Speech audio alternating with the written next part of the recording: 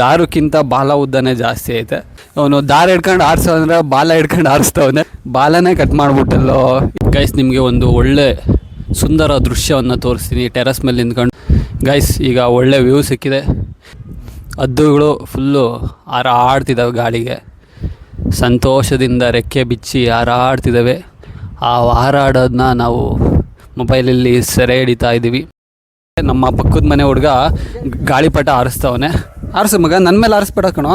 ಏಯ್ ಆರಿಸು ನೀನು ಆರಿಸೋದೆ ಏನು ಮಾಡ್ಬೇಕಂದ್ರೆ ಆಕಾಶಕ್ಕೆ ಟಚ್ ಆಗಿ ಹೆಂಗೋ ಮಳೆ ಬರ್ತಾಯಿಲ್ಲ, ಆ ಮೋಡುಗಳನ್ನ ಎಳೆದು ಮಳೆನ ತರಬೇಕು. ನಾಗವಲ್ಲಿ ಥರ ಡ್ಯಾನ್ಸ್ ಮಾಡ್ತಾಯಿದ್ದೆ. ದಾರುಕ್ಕಿಂತ ಬಾಲ ಉದ್ದನೇ ಜಾಸ್ತಿ ಐತೆ. ಆರಿಸು ಮಗ.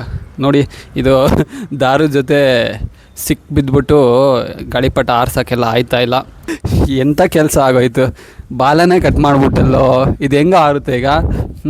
ಬಾಲ ಕಟ್ಟಾಗಿರೋ ಗಾಳಿಪಟ ಆ ನೋವಿಗೆ ಹೆಂಗೆ ಆರುತ್ತಂದರೆ ಕಣ್ಣಿಗೆ ಕಾಣಿಸ್ದಂಗೆ ಆರೋಯ್ತದೆ.